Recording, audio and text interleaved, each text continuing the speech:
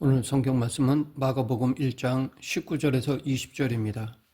야고보를 한마디로 묘사한다면 그는 열정적인 사도라고 할 수 있습니다. 12제자의 명단을 보면 두 집안의 형제가 들어있는데 그중 한 집안은 베드로와 안드레입니다. 그리고 또 다른 형제는 야고보와 요한입니다.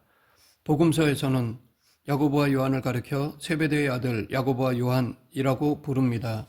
그러니까 그의 아버지 이름은 세베대였고 야고보가 항상 먼저 나오는 것으로 보아 그가 형이고 요한이 동생이라는 것을 짐작할 수 있습니다. 야고보와 요한은 베드로와 안드레 형제와 마찬가지로 어부였습니다. 그들은 그저 물고기 몇 마리 잡는 낚시를 하던 어부가 아니라 아버지 세베대가 운영하는 수산업 회사에 소속되어 어업을 크게 하던 사람들이었습니다. 베드로와 안드레 형제도 세베대의 회사에 소속된 어부들이었다고 봅니다. 오늘 본문 19, 20절은 야고보와 요한의 아버지 세베대가 상당한 재산가였을 가능성을 보여줍니다. 조금 더 가시다가 세베대의 아들 야고보와 그 형제 요한을 보시니 그들도 배에 있어 그물을 깁는데 곧 부르시니 그 아버지 세베대를 품꾼들과 함께 배에 버려두고 예수를 따라가니라. 여기서 아버지 세베대에 대해 품꾼들과 함께였다고 기록하고 있습니다. 이를 통해 아버지 세베대에게는 그가 고용한 직원들이 있었다는 것을 알 수 있습니다. 이로 미뤄보아 그는 아마 큰 배 여러 척과 여러 명의 어부들을 고용한 사장이었을 것입니다. 그의 가정이 부유했을 것이라는 또 하나의 암시를 성경에서 찾아볼 수 있습니다. 요한복음 18장 15절 시몬 베드로와 또 다른 제자 한 사람이 예수를 따르니 이 제자는 대제사장과 아는 사람이라 예수와 함께 대제사장의 집들에 들어가고 요한복음의 저자는 바로 야고보의 동생 사도 요한입니다. 요한은 요한복음을 기록하면서 자기 이름을 밝히지 않고 그 대신 자기에 대해 쓸 때는 주께서 사랑하는 제자 아니면 또 다른 제자라고 하였습니다. 그런데 여기에 또 다른 제자가 나오는 것으로 볼 때 이 사람이 바로 사도 요한입니다. 여기에 보면 요한이 대제사장과 아는 사이였다고 말하고 있는데 당시 대제사장은 종교뿐 아니라 사회적으로도 아주 높은 위치에 있는 사람이었습니다. 바리새인들은 로마 정부와 사이가 좋지 않았지만 주로 사두개인이었던 제사장들은 친로마적인 사람들로 로마를 등에 업고 상당한 권력을 누렸습니다. 그런데 요한이 그러한 대제사장과 잘 아는 사이였다는 것입니다. 그러면 어떻게 잘 알고 있었을까요? 아마 아버지 세베대를 통해서 알고 있었을 것이 분명합니다. 수산업을 통해 부유했던 세베대가 제사장들에게 돈을 대며 영향력을 끼쳤기 때문일 것입니다. 권력자들은 예나 지금이나 사업가들과 늘 가깝습니다. 그래서 야고보와 요한 집안은 대제사장들과도 잘 아는 사이였던 것입니다. 예수님은 베드로와 안드레를 먼저 부르신 다음 이어서 야고보와 요한을 부르셨습니다. 야고보와 요한은 부르심을 받았을 때 아버지 세베대를 일꾼들과 함께 배에 남겨두고 예수님을 따라갔습니다. 이것은 엄청난 결단입니다. 사실 가진 것이 많은 사람은 예수님의 제자가 되는 것이 쉽지 않습니다. 공관복음에 모두 나와 있는 이야기로서 부자 청년 관원이 예수님께 와서 내가 무엇을 해야 영생을 얻을 수 있습니까? 라고 물었을 때 예수님은 그의 문제를 아시고 가진 것을 다 팔아 가난한 사람들에게 나누어 주고 나를 따르라 라고 하셨습니다. 그때 그는 근심하며 떠나갔습니다. 이처럼 가진 것이 많은 사람은 주님을 따르기가 어렵습니다. 왜냐하면 가진 것이 많은 사람은 주님을 의지하기보다는 자기 소유를 의지하기가 쉽기 때문입니다. 그러나 야고보와 요한은 부유한 집안 자제들이었지만 귀한 결단을 보여주었습니다. 베드로와 안드레 형제와 야고보와 요한 형제를 비교해보면 재미있는 사실을 발견할 수 있습니다. 베드로와 안드레는 전혀 다른 성격입니다.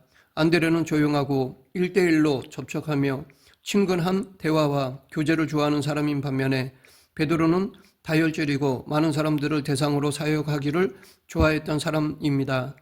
그러다 보니 베드로와 안드레가 함께하는 일이 별로 없었을 것입니다. 형제라 해도 성격이 다르기 때문에 따로 활동하는 편이었을 것입니다. 그러나 야고보와 요한은 같이 움직이고 늘 같이 행동하였습니다. 그러니까 두 사람은 성격이 비슷하거나 같은 성향을 가졌다는 것을 짐작할 수 있습니다. 그래서 복음서를 보면 이 형제에게 같은 별명이 주어졌는데 그것은 우레의 아들이었습니다. 마가복음 3장 17절 또 세베대의 아들 야고보의 형제 요한이니 이 둘에게는 보아너게 곧 우레의 아들이란 이름을 더하셨으며 예수님은 그들에게 보아너게 즉 우레의 아들이라는 별명을 지어주셨습니다. 별명이라는 것은 그 사람이 가진 성격의 단면을 보여줍니다. 그러니까 야고보와 요한은 좋게 말하면 굉장히 열정이 많고 뜨거웠던 사람들이라고 할 수 있고 나쁘게 말하면 성격이 불같았다고 할 수 있습니다. 목소리도 크고 흥분도 잘하는 성격의 형제가 바로 야고보와 요한이었던 것입니다. 이들의 성격을 잘 보여준 사건이 있습니다. 예수님이 예루살렘을 향해 가시는 중에 사마리아의 한 마을에 잠시 들어가셨습니다. 그러나 사마리아 사람들은 예수님을 받아들이지 않았습니다. 당시 사마리아 사람들과 유대 사람들은 서로 원수처럼 지냈기 때문에 예수님을 영접하고 싶은 마음이 들지 않았던 것입니다. 이때 이 두 형제 야고보와 요한은 흥분하였습니다. 그리고 예수님께 주여 우리가 불을 명하여 하늘로부터 내려 저들을 멸하라 하기를 원하시나이까? 라고 하였습니다. 사실 그럴 능력도 없지만 그들이 엄청나게 흥분하고 있다는 것을 알 수 있습니다. 그만큼 아주 열정적이고 불같은 기질을 가진 야고보와 요한이었습니다. 그리스도인들의 영적 성숙은 자신의 기질과 성격에 따라 다양하게 나타납니다. 어떤 사람은 빨리 성숙해지고 어떤 사람은 시간이 오래 걸립니다.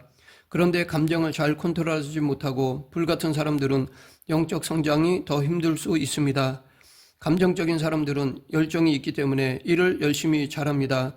그런데 그러다 언제 어떻게 변할지 어디로 튈지 알 수가 없습니다. 그래서 안정적으로 신앙이 성장하고 예수님을 닮는 인격으로 성숙해지기가 어렵습니다. 야고보와 요한 형제에게도 그런 경향이 있었습니다. 그래서 그들은 빨리 변화되지 않았습니다. 이런 격정적인 성격과 감정적인 면 때문에 예수님을 따르면서도 상당히 오랫동안 자신의 감정과 욕망이 포로가 되어 살아갔던 제자가 바로 야고보와 요한이었습니다. 이것을 잘 보여준 사건이 마가복음 10장에 나옵니다. 야고보와 요한이 예수님께 나와 여쭈기를 선생님이여 무엇이든지 우리가 구하는 바를 우리에게 하여 주시기를 원하옵나이다 라고 하였습니다. 그러자 예수님은 너에게 무엇을 하여 주기를 원하느냐라고 물으셨습니다. 이때 야고보와 요한은 주의 영광 중에서 우리를 하나는 주의 우편에 하나는 좌편에 앉게 하여 주옵소서라고 하였습니다. 예수님이 메시아로서 로마 정부를 물리치고 왕이 되어 이 세상을 다스리게 되면 자기들 중 하나는 주님의 우편에 하나는 좌편에 앉게 해달라고 요구한 것입니다. 이와 똑같은 장면이 마태복음에도 있는데 거기서는 야고보와 요한의 어머니가 와서 요청한 것으로 되어 있습니다. 어머니도 여기에 함께 끼어들어서 세 사람이 같이 요청한 전형적인 모전자전 케이스입니다. 이러한 두 제자의 요청 앞에 예수님은 너희는 너희가 구하는 것을 알지 못하는도다. 내가 마시는 잔을 너희가 마실 수 있으며 내가 받는 세례를 너희가 받을 수 있느냐라고 말씀하셨습니다. 그러자 그들은 할 수 있다고 대답하였습니다. 예수님은 야고보와 요한에게 너희는 내가 마시는 잔을 마시며 내가 받는 세례를 받으려니와 내 좌우편에 앉는 것은 내가 줄 것이 아니라 누구를 위하여 준비되었든지 그들이 얻을 것이니라 라고 대답하셨습니다. 여기서 예수님이 말씀하신 이 잔과 세례는 고난의 잔, 십자가의 세례입니다. 그들은 이 잔과 세례가 뭔지도 모르면서도 할 수 있다고 자신 있게 말하였던 것입니다. 그러나 그것은 고난과 죽음을 의미하는 것이었습니다. 하지만 실제로 그들의 대답처럼 나중에 야고보는 순교했고 요한은 끝까지 고난을 당하였습니다. 예수님은 격정적이고 감정적이던 이 두 사람을 훈련시켜 하나님 앞에 성숙한 믿음의 소유자로 만드셨습니다. 야고보와 요한은 아주 적극적인 제자였기에 제자들 가운데 핵심적인 역할을 하였습니다. 예수님에게는 12명의 제자들이 있었지만 그 안에는 제자 중에 제자, 소위 중심 그룹인 세 사람이 있었습니다. 바로 베드로, 야고보, 요한이었습니다. 안드레는 베드로의 형제였지만 조용한 성향이었기에 여기서 빠지고 야고보와 요한이 베드로와 함께 중요한 사건이 있을 때마다 항상 예수님과 함께 하였습니다. 예수님은 의도적으로 이 세 제자를 데리고 다니신 경우가 많았습니다. 변화 산상에도 이 세 명만 함께 산 위로 올라갔고 회당장 야이로의 딸이 죽었을 때 살리신 기적의 현장에도 이 세 사람이 있었습니다. 또 나중에 겟세마네 동산에서 기도하실 때 이 세 명을 더 깊이 데리고 들어가셔서 기도하라고 하셨습니다. 다른 제자들 입장에서 보면 예수님이 저들을 편애하신다, 우리보다 저들을 더 사랑하신다 라고 기분이 나빴을 것 같은데 성경에 그런 기록은 전혀 없습니다. 반면에 야고보와 요한 형제가 어머니까지 데려다가 하나는 오른편에 다른 하나는 왼편에 앉게 해달라고 청탁을 했을 때 나머지 10제자가 그것을 듣고 분개하였습니다. 그 이유는 자기들도 똑같은 것을 원하고 있었기 때문입니다. 그들이 먼저 선수를 치니까 열받았던 것이었습니다. 이것을 보면 예수님이 평소에 그 세 사람을 따로 데리고 다니셨다는 것이 특혜를 주신 것이 아니다라는 것을 알 수 있습니다. 특혜를 주셨다면 나머지 제자들이 거기에 대해 반발하였을 텐데 그것 때문에 열받았다거나 반발하였다는 기록이 없습니다. 반면에 야고보와 요한이 청탁을 했을 때 나머지 10명이 열받았다는 것을 보면 예수님이 그 세 사람을 데리고 다니셨지만 결코 차별 대우를 하신 것이 아니다라는 것을 알 수 있습니다. 오히려 반대로 아마도 이 세 사람이 제자들 중에 문제야 관심 사도이었기 때문에 그들만 데리고 다니신 것은 아닌가라고 생각해 볼 수 있습니다. 나머지 제자들도 그것을 다 알고 있었던 것은 아닌가라고 생각해 볼 수 있습니다. 그렇기 때문에 다른 제자들이 가만히 있었지 만약 특혜를 주기 위해 데리고 다니셨다면 나머지 제자들이 가만히 있지 않았을 것입니다. 성경에는 야고보에 대해 많이 나오지 않습니다. 야고보도 오순절에 성령을 받았는데 사도행전에는 베드로와 요한만이 같이 성전에 기도하러 가는 이야기가 나옵니다. 야고보만 빠졌다는 것은 여기에 야고보가 없었을 가능성이 높다는 것을 의미합니다. 교회 전승에 보면 실제로 야고보는 지중해 연안에 가서 많은 사람을 전도하다가 심지어 스페인까지 갔다고 전해지고 있습니다. 스페인에 가는 사람들이 많이 찾는 곳이 있다는데 바로 산티아고 순례길입니다. 이 산티아고가 바로 야고보의 스페인식 이름입니다. 스페인의 가톨릭 교회가 야고보를 수호 성인으로 모시고 산티아고 순례길을 만든 것이라고 합니다. 야고보는 어디를 가든지 해변으로 가서 자기의 옛날 어부를 하던 것을 생각을 하면서 고기 잡는 어부들을 찾아서 그들에게 복음을 전하고 그 삶을 변화시켰다고 합니다. 스페인에서 예루살렘으로 돌아온 야고보는 다시 예루살렘 교회의 핵심 지도자가 되었습니다. 그리고 그는 사도들 중에 최초의 순교자가 되었습니다.